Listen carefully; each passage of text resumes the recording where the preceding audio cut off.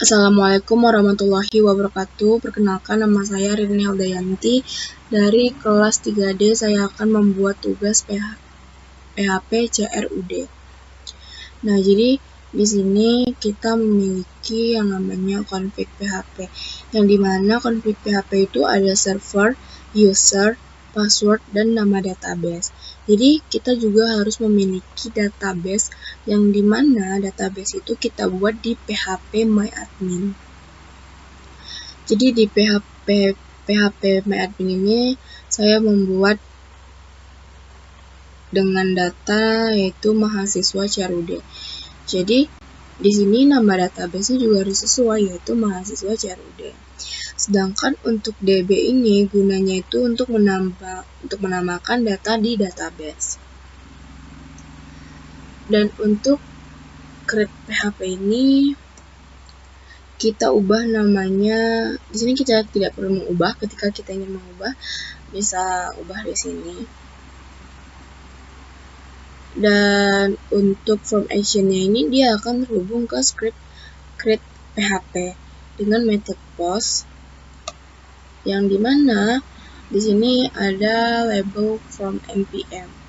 Nah, jadi kita akan melihat hasil dari input tab ini itu teks dengan npm tipe teks dan nama itu juga tipe teks.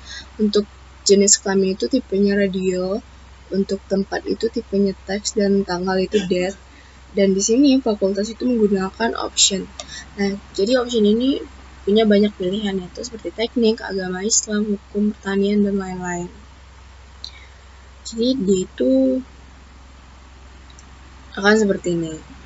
Nah, di sini ada npm, kita isi nama, jenis kelamin, tempat lahir, tanggal lahir, fakultas. Nah, jadi di sini optionnya banyak nih, bisa kita pilih. Nah, dengan jurusan tidak. Kalau sudah, akan kita daftar. Nah, jadi di sini udah terinput daftar mahasiswa UIR dari data kita. Selanjutnya itu adalah delete PHP. Ini lebih digunakan kondisi untuk mendelete from, yaitu di sini mendelete from mahasiswa dari ID npm. Jadi ID kita itu adalah npm. Ketika kita ingin mengambil ID dari query string itu, kita menggunakan $id $get ID. Untuk menghapus query itu, kita menggunakan delete from mahasiswa where npm. Dan apakah query hapus berhasil? Nah, ketika berhasil, kita coba hapus ya. Ketika kita hapus itu, data yang telah kita masukkan tadi itu akan hilang atau terhapus. Ketika kita gagal menghapus, dia akan else, yaitu di gagal menghapus. Nah, ada juga namanya index PHP. Index PHP ini yaitu hasilnya. Nah, hasil dari index PHP itu ini. Ada pengisian data dari mahasiswa Universitas Islam Riau. Kita klik link berikut, ada pengisian data mahasiswa dan daftar mahasiswa. Nah, ini. Jadi dari pengisian data mahasiswa itu disambungkan dengan create PHP. Dan untuk daftar mahasiswa itu disambungkan dengan read PHP. Nah, di mana read PHP ini ada isinya yaitu PHP include. Nah, jadi PHP include ini gunanya untuk mengoneksikan dari PHP lain. Jadi dia akan terkoneksi dengan config PHP. Sedangkan untuk bagian TH ini untuk membuat tabel agar bisa mengisi data di dalam HTML. Jadi kita bisa mengisi data kita di dalam forum ini. Dan untuk echo di sini itu fungsinya untuk memanggil variabel. Misalnya kita ingin memanggil variabel npm dari data mahasiswa. Jadi kita akan membuat echo td mahasiswa npm. Jadi kita sebutin nih apa aja yang mau kita panggil, seperti nama, jenis kelamin, tempat tanggal lahir, fakultas, dan jurusan. Dan ketika kita ingin menghapus, nah jadi di sini kan ada edit nih. Kalau kita mau edit, misalnya gini, kita isi dulu.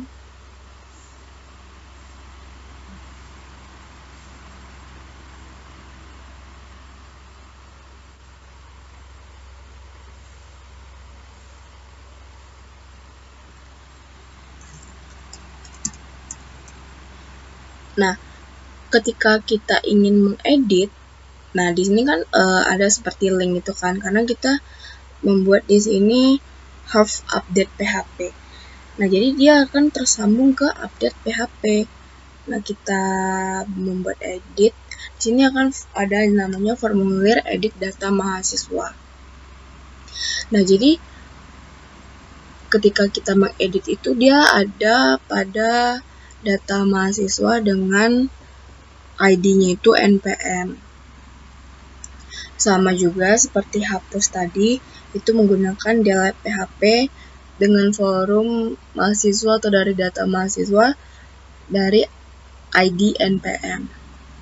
Nah, untuk script ini dia akan tersambung juga dengan config PHP. Nah, jadi ketika kita ingin mengecek apakah tombol input sudah diklik atau tidak, maka dia akan memanggil $post input ini.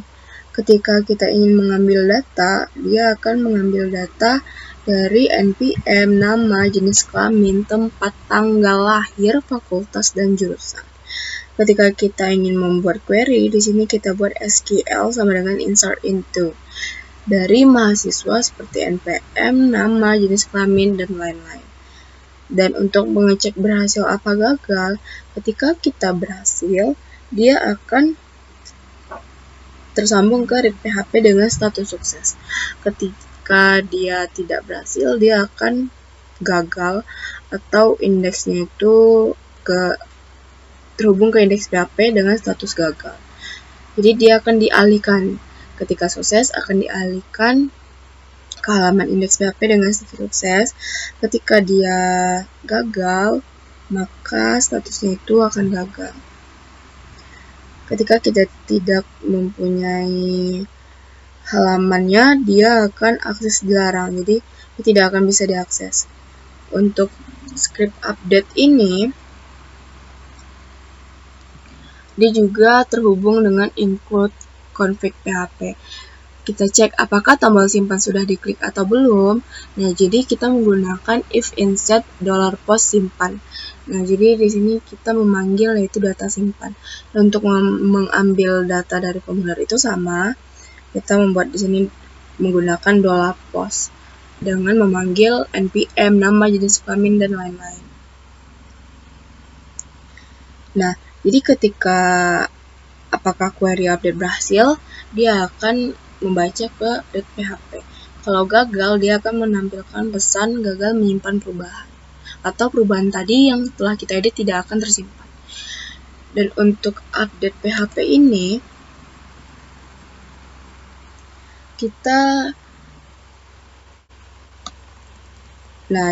untuk update PHP ini juga terhubung dengan config PHP.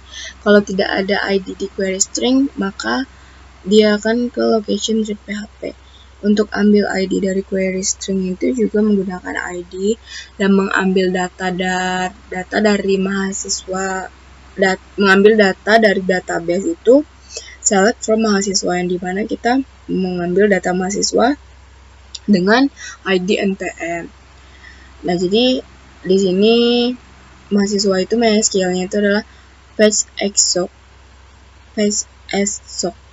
Dan jika data yang diedit tidak ditemukan, maka akan dibuat di sini data tidak ditemukan.